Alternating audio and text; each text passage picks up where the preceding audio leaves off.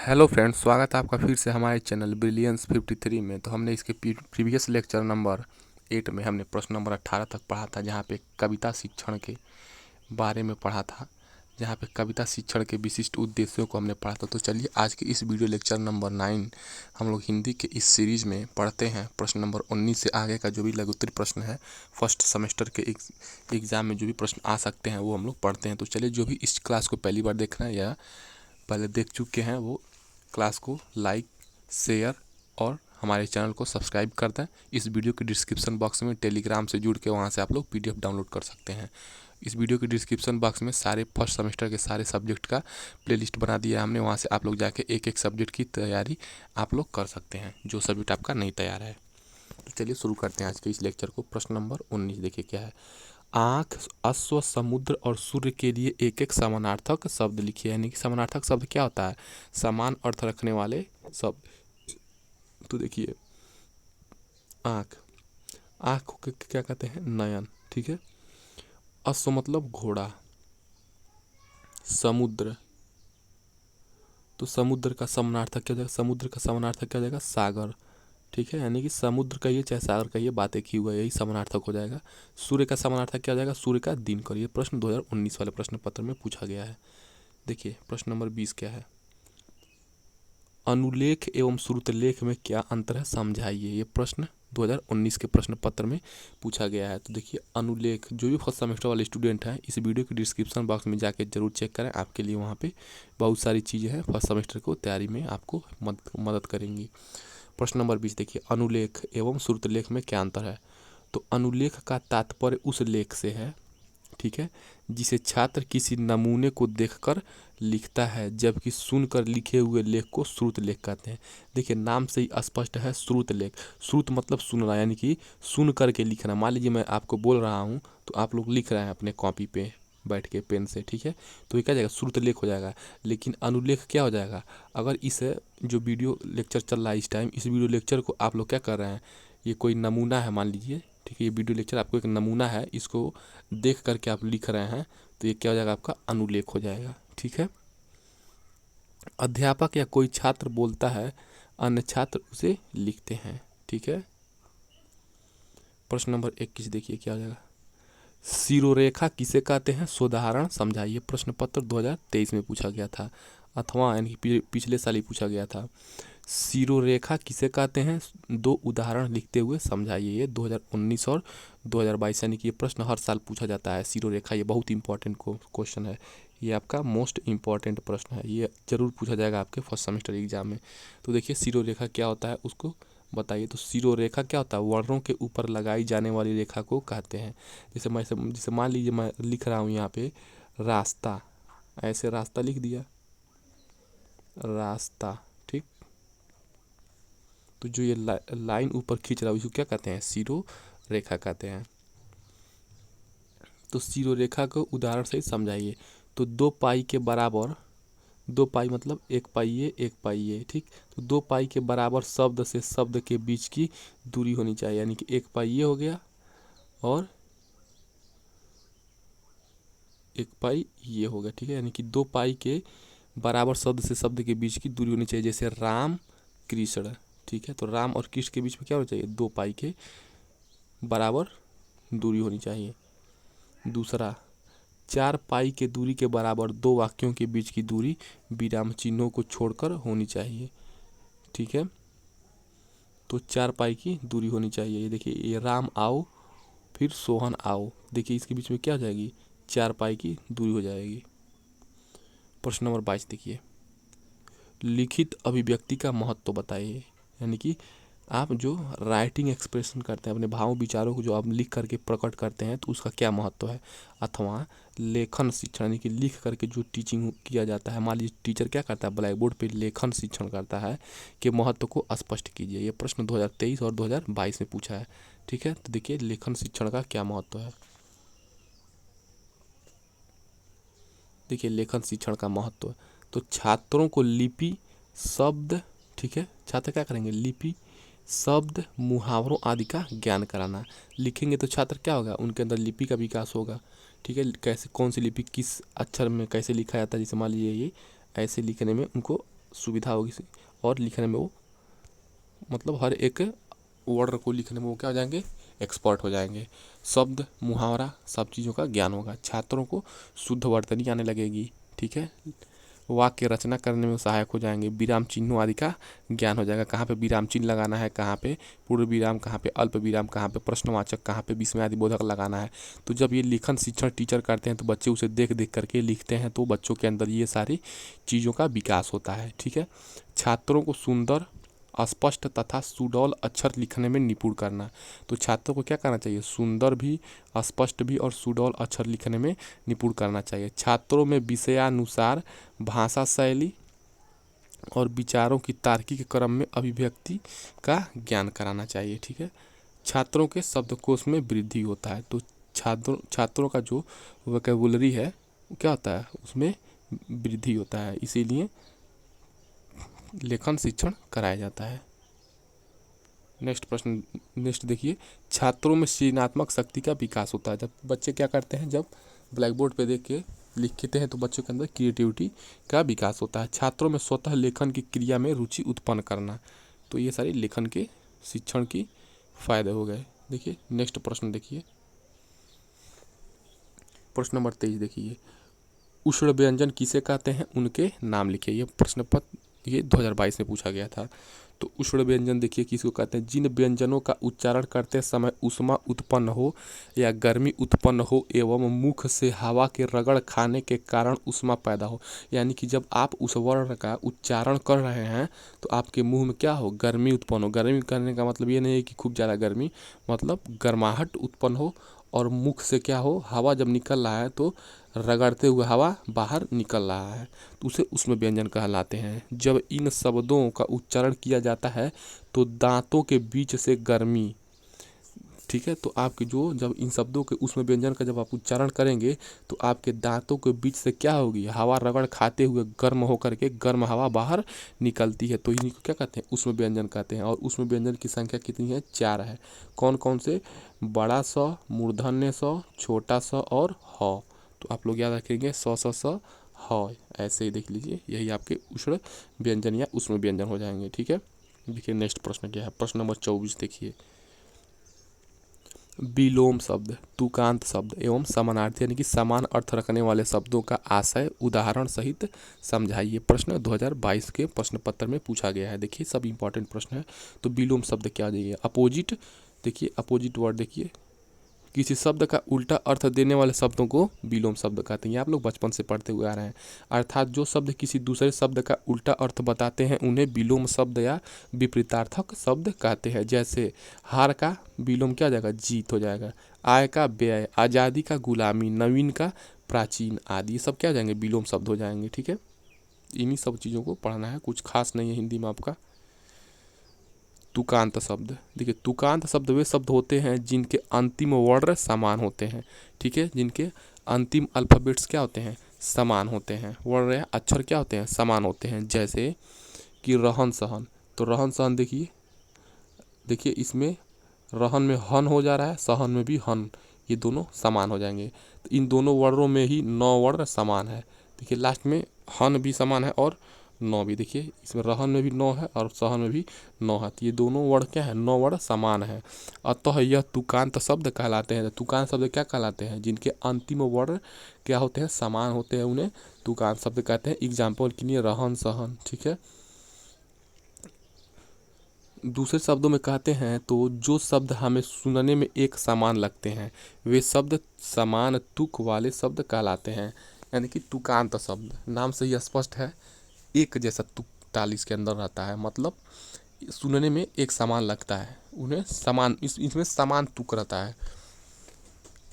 तो जैसे बात रात, ठीक है, बात रात, जात पात, ठीक है, मान जान, शौर्य मौर्य, ठीक है, ये सारी चीज़ें तुकांत शब्द कहलाते हैं। समानार्थी शब्द देखिए क्या हो जाएंगे, समानार्थी शब्द, तो समानार्थी का अर्थ होता है समान प्लस अर्थ। देखिए इसका हम लोग संधि विच्छेद कर देते हैं। समानार्थी दो शब्दों से मिलकर बना है समान प्लस अर्थ, ठीक है। समान मतलब इक्वल, अर्थ मतलब मीनिंग, यानी कि इक्वल मीनिंग होना चाहिए। अर्थात किसी शब्द का समान अर्थ वाले दूसरे शब्द या उसी के समान कोई दूसरा नाम या वस्तु, यानी कि मान लीजिए आपका नाम सोहन है, तो सोहन मान लीजिए विद्यालय में नाम हो गया, और घर मान लीजिए नाम रोहन है, तो आप रहेंगे सोहन ही, ठीक है। लेकिन घर पे नाम आपको क्या कहेंगे, लोग रोहन भी कहते हैं, यानी कि आप एक ही व्यक्ति हैं लेकिन आपके दो दो नाम हैं। तो उसी प्रकार समानार्थी शब्द में एक ही चीज़ का दो दो नाम रहता है। सामान्यतः हिंदी में एक ही वस्तु के अनेक समान अर्थ वाले शब्द हैं। उदाहरण सूर्य का पर्यायवाची या समानार्थी शब्द क्या, यानी कि पर्यायवाची शब्द कहिए चाहे समानार्थी शब्द कहिए, एक ही होता है। तो सूर्य को क्या कहते हैं, दिनकर, दिवाकर, रवि, भास्कर, भानु, ये सब क्या है, समानार्थी शब्द हो जाएंगे, ठीक है। नेक्स्ट प्रश्न नंबर 25 है, अनुस्वार एवं अनुनासिक ध्वनियों में क्या अंतर है, सोदाहरण सहित स्पष्ट कीजिए। ये प्रश्न 2022 के प्रश्न पत्र में पूछा गया है। तो अनुस्वार में क्या होता है, देखिए अनुस्वार का चिन्ह आपका कैसे होता है, एक लाइन होता है और ऊपर बिंदी होता है। अनुनासिक का क्या होता है, चंद्र बिंदी होता है, ठीक है, कटोरे के समान उसमें एक बिंदी लगा देते हैं। तो अनुस्वार स्वर के बाद आने वाला व्यंजन है। तो अनुस्वार क्या होता है, स्वर, जो स्वर होता है उसके बाद आने वाला व्यंजन होता है। इसकी ध्वनि नाम से निकलती है, नाम नहीं नाक से। इसकी ध्वनि कैसे निकलती है, नाक से निकलती है। हिंदी भाषा की लिपि में अनुस्वार का चिन्ह बिंदु ये है, देखिए यही आपका क्या है, अनुस्वार है। जबकि अनुनासिक स्वरों के उच्चारण में, जो अनुनासिक स्वर होते हैं उसके उच्चारण में मुख के साथ साथ नासिका यानी कि नाक की भी सहायता लेनी पड़ती है। अर्थात जिन स्वरों का उच्चारण मुख और नासिका दोनों से किया जाता है वे अनुनासिक कहलाते हैं। यानी कि अनुस्वार में आपका केवल नाक रहेगा, अनुस्वार में क्या करेंगे, केवल नाक की सहायता से उच्चारण करेंगे, लेकिन अनुनासिक में आप क्या करेंगे, नाक और मुख दोनों की सहायता से आप लोग उच्चारण करेंगे, ठीक है। जैसे हंसना, तो हंसना आप लोग खुद बोलिए, देखिए हंसना नाक पे भी जोर देना पड़ रहा है और मुंह पे भी, ठीक है। तो हंसना आँख, लेकिन कंचन बोलिए तो कंचन, जंगम, ये सब क्या है, ये कंचन जंगम, ये आपका बस नाक में जा रहा है, तो ये अनुस्वार हो जाएगा। और देखिए हंसना, आँख, ऊँट, ये सब क्या हो जा रहा है आपका, अनुनासिक हो जा रहा है। अनुनासिक का चिन्ह क्या है, ये देखिए यही चंद्रबिंदी टाइप जो है वही आपका अनुनासिक का चिन्ह, यही मेन डिफरेंसेज है। ये प्रश्न पत्र 2022 में पूछा गया था। देखिए नेक्स्ट प्रश्न क्या है, देखिए देखिए प्रश्न नंबर 26 देखिए, हिंदी भाषा की प्रचलित ध्वनियाँ कौन कौन सी हैं, ठीक है। तो हिंदी भाषा में कौन कौन सी प्रचलित ध्वनियाँ हैं, कौन कौन सी फोनीम है, देखिए। तो भाषा की सबसे छोटी इकाई ध्वनि कहलाती है, यानी कि बिना ध्वनि के आप कहाँ भाषा बोल पाएंगे। अगर आप अपने मुंह से ध्वनि ही ना निकालें, हूँ हाँ कूँ का कुछ भी करें ही नहीं, तो कैसे आप किसी भाषा को बोल पाएंगे।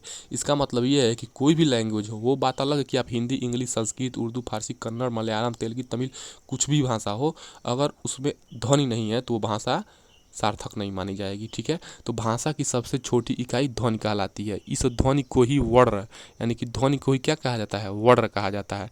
जैसे वर्ण कहा जाता है, जैसे हमारे हिंदी भाषा में ध्वनि क्या है, स्वर है, ठीक है, और व्यंजन है हमारे हिंदी भाषा में ध्वनि। यानी कि बिना स्वर और व्यंजन के हिंदी भाषा की कल्पना नहीं की जा सकती है। यही क्या है, यही ध्वनि है, यही साउंड है, ठीक है। तो वर्णों का क्रमबद्ध, ठीक है, अब क्रमबद्ध देखिए हियरार्चिकल ग्रुप हो जाएगा। ये वर्णों का क्रमबद्ध समूह वर्णमाला कहलाता है। यानी कि हमारे जो हिंदी वर्णमाला में जो वर्ण हैं क ख ग घ अ आ ई है, इन दोनों को मिला करके हम एक क्रमबद्ध, एक सिस्टमेटिक ग्रुप बना देते हैं वर्णों का, तो क्या कहलाता है, वर्णमाला कहलाता है। तो हिंदी वर्णमाला में अग्रवत 52 वर्ण हैं। तो हिंदी वर्णमाला में कितने वर्ण हैं, 52 वर्ण हैं। इन 52 वर्ण में से आपके 11 क्या हैं, स्वर हैं। इन 52 हिंदी वर्णमाला में से 11 आपके स्वर हो जाएंगे और आपके 2 अयोगवाह हो जाएंगे। अयोगवाह मतलब अंग और अह, यानी कि जिनकी योग ना हो लेकिन फिर भी इनका कुछ अर्थ होता है, अयोगवाह, ठीक है। तो 11 दूध 13 आपका हो गया। और अब व्यंजन 33, तो 33 और 13 जोड़ लीजिए कितना हो जाएगा, 3 3 6 और 3 1 4, 46 हो जा रहा है, ठीक है, 46।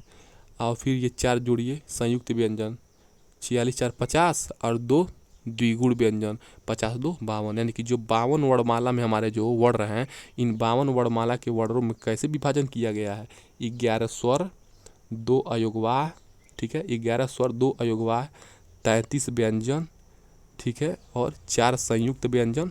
संयुक्त व्यंजन कौन कौन से? त्र, ज्ञ, स्र, ठीक है, ये और छतरी वाला छ, ये क्या है? संयुक्त व्यंजन हो जाएगा।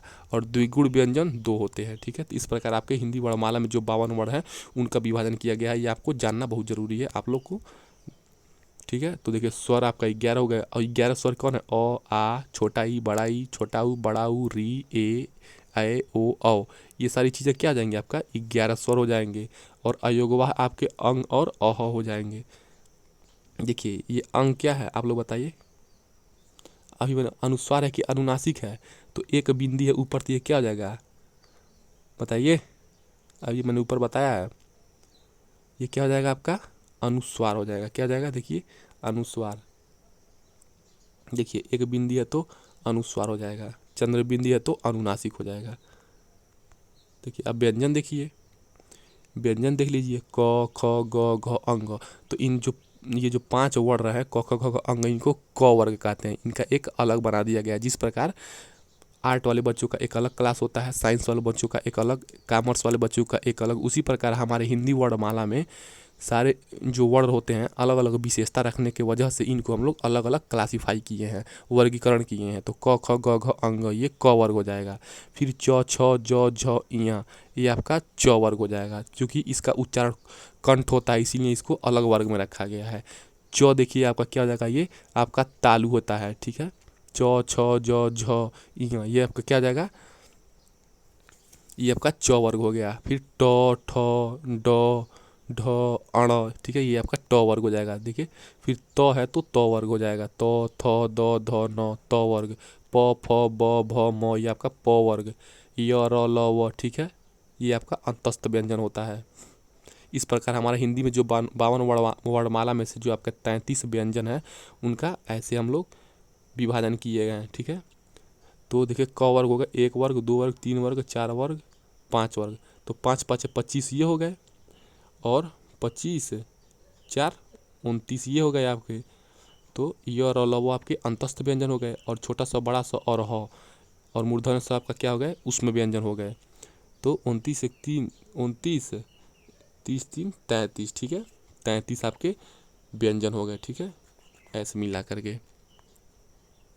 अब संयुक्त व्यंजन देखिए, संयुक्त व्यंजन मतलब कंबाइंड कॉन्सोनेंट देखिए, यानी कि 2 वर्ड चीज़ों से मिलके बना है, ठीक है। जैसे छतरी वाला छ, त्र, ज्ञ, स्र, ये क्या है? संयुक्त व्यंजन है। ये 2 वर्णों के मिलने से बने हुए हैं। द्विगुण व्यंजन क्या हो जाएंगे? इनके अंदर 2 गुण रहता है, ड और ढ। कभी कभी ये क्या होते हैं? अंग बन जाते हैं, और कभी कभी ये बस ढ बने रहते हैं। ये आपके द्विगुण व्यंजन हो जाते हैं। यानी कि जो हमारे हिंदी में वर्णमाला है वो किस में बटा हुआ है? 52 वर्णमाला, एक स्वर में, एक व्यंजन में, ठीक है। एक आपका स्वर व्यंजन हो गया, उसके बाद आपका संयुक्त व्यंजन और द्विगुण व्यंजन, आप लोग ऐसे याद रखेंगे, ठीक है। तो कुछ ध्वनियाँ विदेशी भाषाओं से ली गई हैं, इन्हें आगत ध्वनियाँ कहा जाता है। देखिए नहीं कहते हैं कि घर पधारो आगत, ठीक है। तो जो भी मेहमान आते हैं उनको आगत कह दिया जाता है। तो उसी प्रकार कुछ लोग कुछ ध्वनियाँ हमारे हिंदी लैंग्वेज में क्या हुई हैं? विदेश से ली गई हैं, प्रयोग की जाती हैं, वहाँ से डायरेक्ट उठा ली गई हैं, तो उन्हें हम लोग क्या कहते हैं? आगत ध्वनियाँ कहा जाता है। ज के नीचे देखिए, ये जो ज है इसके नीचे एक बिंदी है, तो ये आपका ज हो गया। फिर फ के नीचे एक बिंदी लगा है, फ। तो ज और फ अरबी तथा आ, देखिए जो आ है ये लिखते हैं आ, ये जो आ ये कटोरी टाइप है, बस ऐसे ही बीच में बिंदी नहीं लगाएंगे, ठीक है। तो ज तथा फ अरबी तथा आ अंग्रेजी भाषा से ग्रहण किए गए हैं। तो आपका जो ज हो गया, ज के नीचे बिंदी हो गया, फिर फ के नीचे बिंदी हो गया, फिर आ हो गया, ये सब क्या हो गया? आपका आगत ध्वनियाँ है, क्योंकि ये विदेशों से लिए गए हैं। इन्हें क्रमशः नुक्ता, तो जो ज के नीचे है उसको उर्दू भाषा में क्या कहते हैं? नुक्ता कहते हैं। ये अरबी भाषा में माना जाता है, ठीक है। ये ज के नीचे जो बिंदी है उसे नुक्ता कहते हैं, ठीक है। ये आपका नुक्ता एवं अर्धचंद्र, ठीक है। मैंने आपको बताया था कि अगर ये एक कटोरी के समान बिंदी लग जाएगा तो ये आपका चंद्र हो जाएगा, चंद्र बिंदी। लेकिन यही बिंदियाँ हटा देंगे आप, जब ये आप एक बिंदु हटा देंगे ऊपर से, तो ये क्या जाएगा? अर्धचंद्र हो जाएगा, ठीक है। तो ज के नीचे बिंदी रहेगा तो इसे नुक्ता कहेंगे, और जो आपका आ के ऊपर आधा कटोरी टाइप रहेगा तो इसको क्या कहेंगे?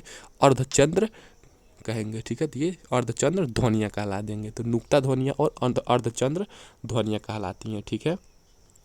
और देखिए मैंने आपको ये जो व्यंजन बताया है ना, देखिए व्यंजन में जो आपका जो वर्गों का क्या बोलते हैं वर्गीकरण हुआ है, ये जो अंग, इया, अड़, न, म, देखिए इनको मिलाइए, सॉरी एक सेकंड, देखिए इनको मिलाइए क्या बन रहा है, अंगड़नम, ठीक है। ये आपका अंगड़नम बन रहा है। तो ये क्या हो जाएंगे आपकी अंगड़नम, आपके पंचम वर्ण कहलाते हैं, ठीक है। ये क्या कहलाते हैं, ये सब पांचवा वर्ण है। देखिए कहने का मतलब ये है, देखिए जो वर्ग, देखिए ये पहला वर्ण है, ये दूसरा वर्ण है, ये तीसरा, ये चौथा, ये पांचवा, ठीक है। तो उसी प्रकार ये भी पांचवा, ये भी पांचवा, ये भी पांचवा, ये भी पांचवा, ठीक है। तो वही पांचवा वर्ण कहलाता है, ठीक है। अब देखिए स्वर क्या होता है, स्वतंत्र रूप से बोले जाने वाले वर्णों को स्वर कहते हैं, ठीक है। तो जो भी स्वतंत्र रूप से बोले जाते हैं उन्हें वर्ण कहते हैं, उन्हें किसी की सहायता नहीं होती है, उन्हें स्वर कहते हैं, यानी कि बिना व्यंजन की सहायता से जो बोले जाते हैं वो स्वर कहलाते हैं। तो स्वर के उच्चारण में हवा बिना किसी रुकावट के मुख से बाहर निकलती है, यानी कि जो स्वर होता है उसका उच्चारण करते समय हमें किसी भी अवरोध की या किसी भी दिक्कत या कठिनाई की सामना नहीं करना पड़ता है, इसीलिए हम इन्हें स्वर कहते हैं। हिंदी भाषा में कुल 11 स्वर हैं, ठीक है। तो हिंदी भाषा में कुल कितने स्वर हैं, तो हिंदी भाषा में आपके 11 स्वर हैं, ठीक है। देखिए बाकी का जो नेक्स्ट प्रश्न, देखिए वर्णों का क्रमशः उच्चारण स्थान लिखिए। ये प्रश्न हम लोग नेक्स्ट वीडियोस में पढ़ते हैं। तब तक हमारे चैनल पे जो भी यहाँ पहले देख रहे हैं वीडियो को लाइक शेयर सब्सक्राइब करना ना भूलिए, कमेंट करना ना भूलिए। मिलते हैं नेक्स्ट वीडियोज़ में, तब तक डिस्क्रिप्शन बॉक्स चेक करके वहाँ से आप लोग पढ़ सकते हैं विभिन्न सब्जेक्टों को। टेलीग्राम से भी जुड़ जाइए। मिलते हैं नेक्स्ट वीडियोज़ में। जय हिंद।